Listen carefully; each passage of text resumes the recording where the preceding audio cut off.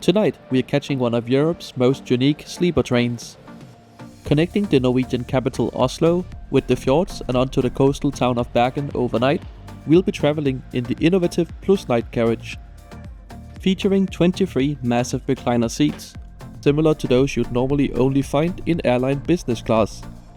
I'm really excited to see what this unique product is all about, so join me for the next 8 hours as we head over to Bergen. We begin our journey at Oslo Central Station on this beautiful July evening where even at 10 PM the sun is yet to come down. Heading inside the station from the entrance facing the city's library and waterfront, we are presented with this beautiful railway-themed artwork, depicting the stories and human moments that unfold on the Ukrainian railway. I certainly wasn't expecting to see broad-gauge rolling stock in Oslo. Anyway, inside the station, it's a bit of a mess. Oslo Central Station is a mix of old and new that's just kinda been pasted together, which does leave a quite confusing layout with various sections that just kinda feel disconnected from each other.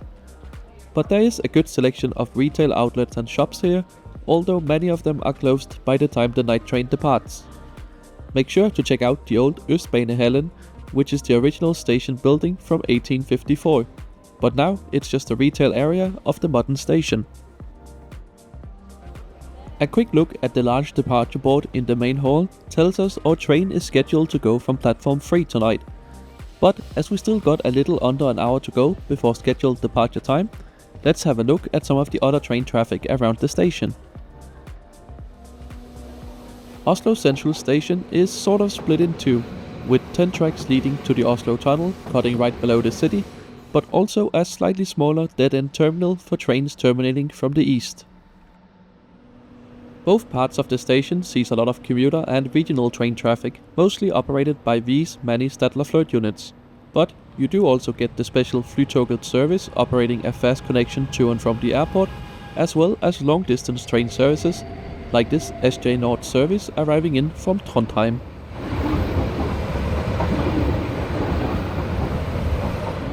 And as I calmly sat and waited for a train to arrive into platform number 3, but somebody decided it was funny instead to put the train in on a completely opposite platform. Oh well, at least I'm not a family of 4 carrying 20 suitcases, so I made the jog over to the other platform through this rather creepy service tunnel. Our train tonight will be pulled by this EL-18 locomotive, built by Adtranz and SLM around 1996. They are capable of 200 km per hour. Featuring a grey livery showcasing some of the sights you can see along various Norwegian railway routes. Before we board and check out the unique PlusNight carriage, let's see the other overnight travel options. There is a few seated carriages, but I can't say I recommend this if you're doing the full overnight journey to Bergen. There's also the option to get a proper sleeping compartment for 2 people, or one of the limited 6-person couchette compartments, but these are often very expensive. So does PlusNight make a great middle ground? I'm excited to find out, so let's head on board.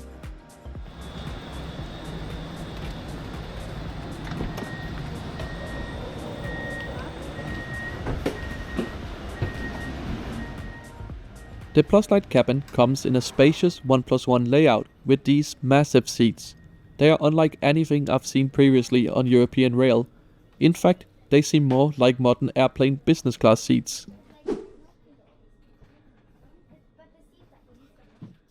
Bags can either be placed on the rack above the seat, but there's also space for them under the ottoman, but this area will be inaccessible when the seat is reclined. Waiting at every seat is a bottle of water, along with the bedding and Amenity Kit. We'll take a proper look at the Amenity Kit and the train's other features after departure, which today is 2 minutes behind schedule at 22:54. We leave the station heading east, which those of you who are slightly familiar with the Bergen Railway or geography in general will know is the wrong way.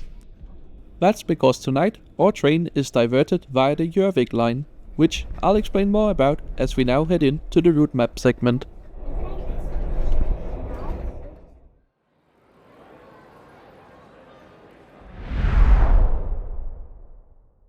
Train 605 leaves Oslo, normally heading via the city tunnel and Drammen to join the Bergen line at Hønefoss. But because of track works, we are taking the Gjøvik line instead, rejoining the normal route at Hønefoss and continuing our 460 km long journey that's scheduled to take 7 hours 35 minutes to reach Bergen. This gives the train an average speed of 61 km per hour. Traveling by night train during the summer in Norway is always a special experience thanks to the late sunsets. As I had an early dinner in Oslo, I was feeling a bit hungry by now, so before it's time to really test out these seats, let's go to the dining car for a snack. The carriage we are walking through now is also a recent addition to Norway's railways, being a former German couchette carriage.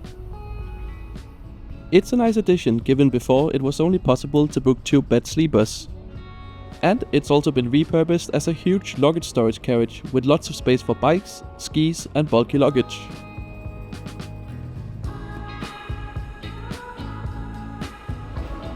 Anyway, off to the cozy cafe car we go.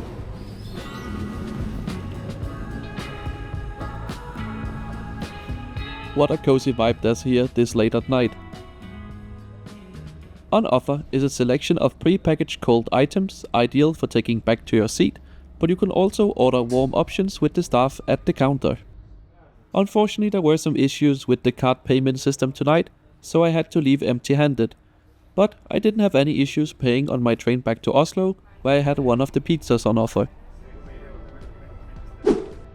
Back here in the PlusNight carriage, it's almost time to go to bed.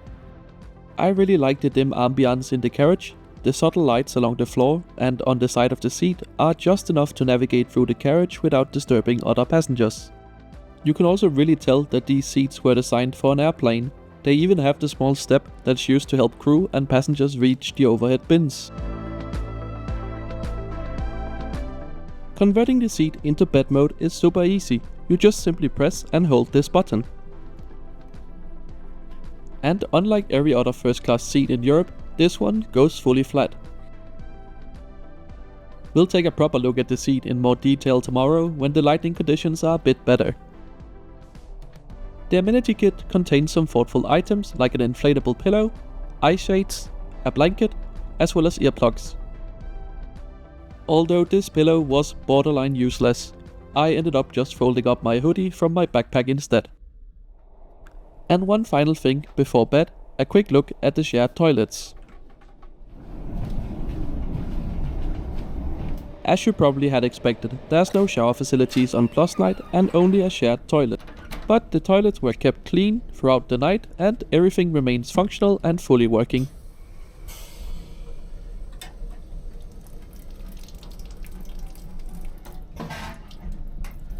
And with a quick hand and face wash done, it's time for me to get some sleep.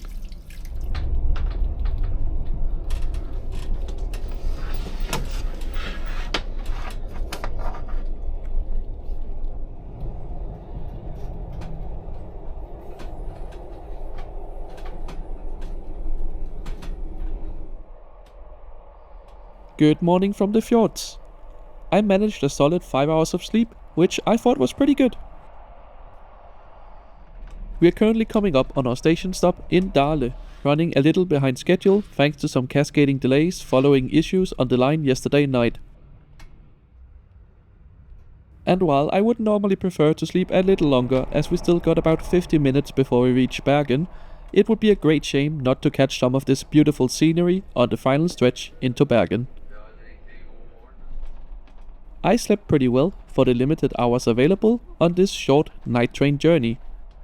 The bed was long enough for a 187 cm tall guy like myself, and while there are a few folds in the bed, they did not bother me at all, as overall the seat was extremely well padded.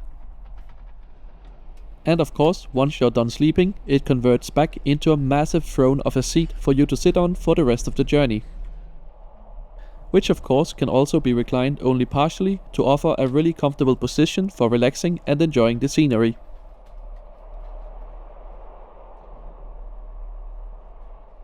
The seat is also equipped with a small table that folds out from the armrest like this.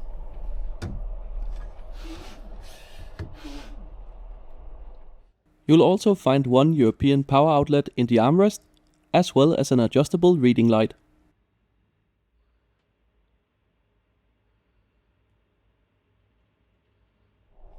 There's also lots of small areas to store personal items and pretty much unlimited legroom. Overall, I think this is an excellent seat, and I definitely wouldn't mind spending a night here again, or even a long daytime train journey.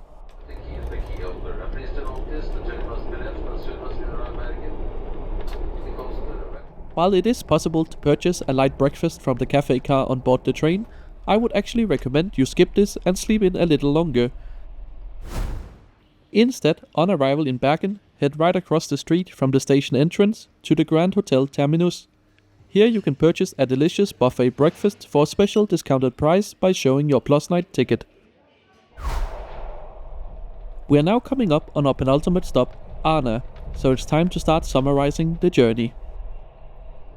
While PlusNight is never gonna be as good as a proper sleeping compartment, V often sells PlusNight for less than half of what a compartment would cost. I personally paid 839 Norwegian kroner for my ticket, which I thought was good value, especially considering how expensive regular accommodation in Norway can be. I found the bed comfortable, and while I do wish they would provide a better pillow, I would not hesitate to book PlusNight again if the price was right. We are now in the 7.6 km long Ulrikken tunnel, taking us under the mountain watching over Bergen of the same name. Because of the different climate inside the tunnel and in the outside world, on arrival into Bergen the windows completely misted up, so there's not much to show for the arrival. We arrive in Bergen at 06:42, about 15 minutes behind schedule, after what's been a surprisingly comfortable journey in PlusNight. So, what do you think about this product? And would you spend a night in PlusNight? Let me know in the comments down below. In either case, if you have enjoyed this video, make sure to subscribe to the channel, as I try to post a new video like this every Sunday. You can also follow me over on Blue Sky at intercitysimon.com. I usually post live from my travels over there in real time, so it's a great place to get a sneak peek at what videos might be coming to the channel in the future.